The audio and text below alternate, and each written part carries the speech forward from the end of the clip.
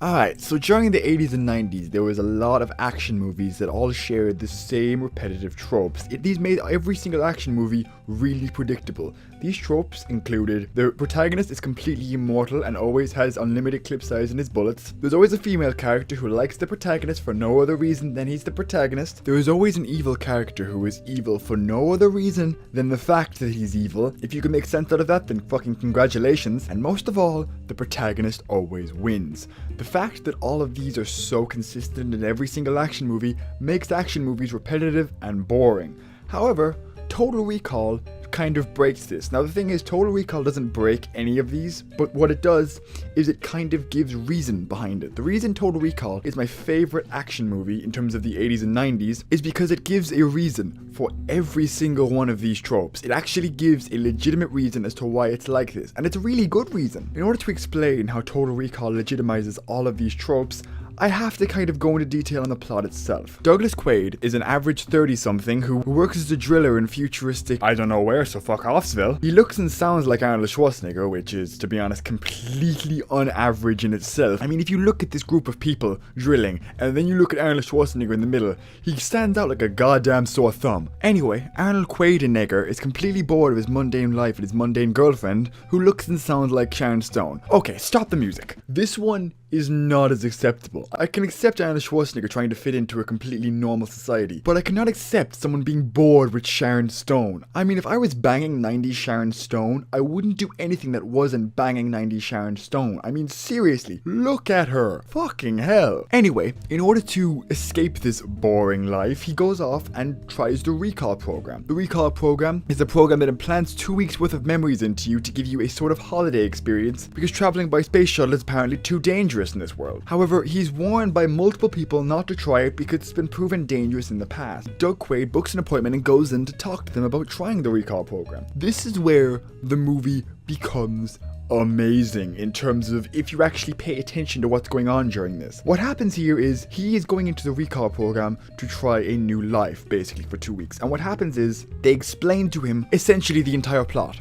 They explain to him what's going to happen. Now, they say that rest assured, by the time the trip is over, you get the girl, kill the bad guys, and save the entire planet. After this, they strap him into the chair and set up the recall program. However, Arnold goes into full "yow" mode and generally fucks up a bitch between all the scientists. From here, the tone of the movie completely changes. It no longer becomes about a regular guy wanting to live a more interesting life, and it becomes a full-on action movie. I mean, there is guts splattered everywhere, people are dying, it's generally a gore-filled experience. I'm pretty sure the point of that difference is to show that he's now in the simulation. It's the beginning of the simulation, and there's certain flag points throughout the movie that shows that he's still in the simulation. There's certain parts that pop up, like for example, that man coming out of fucking nowhere and offering him a pill.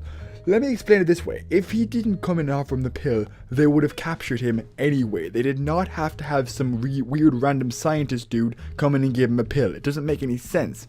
What does make sense is this was an actual attempt by the people in Recall because the simulation into a chemoneurotic embolism, as they call it. Basically, that the chemicals are causing him to lose his fucking mind. And he needs to break out soon, or he may need a lobotomy like the last person. What's even more interesting is after the scientists who try to convince him to come out of this reality is killed by Doug, it's almost like logic decreases in itself. Like, bad guys smash through the wall out of nowhere, his wife's personality almost completely changes on a dime, and things start to happen in the movie that make no logical sense. Like, the mutants get more and more grotesque, enemies start to pop out of nowhere, and most of all, Sharon Stone is revealed to be married to a 3. I mean, holy shit, how did he pull that off? I mean, rom-coms about guys getting girls out of their league haven't had that much of a stretch, seriously. Overall, this second tonal shift could be seen as him diving deeper into madness. Like, stuff happens out of no logic at all. Like, Melina finds him out of nowhere with no cause of finding him. He mows down, I'm not even kidding, like 70 bad guys at once. Like, holy shit. And they survive in the vacuum of space for much longer than they should have. All of these weird things almost support the fact that he's kind of gone crazier, that he's kind of gone deeper into the simulation, and then that this movie can actually be interpreted as something slightly different than what it is from face value. All of these could be interpreted as mindless writers who just didn't know how to write an action movie, or it could be interpreted as him going deeper into madness as he struggles to get out of this psychochemical hallucination. It is completely possible that this is just a mindless 80s action movie like all the rest of them, but I kind of want to believe believe that there's more to this action movie, because although I have a habit of overthinking movies a lot,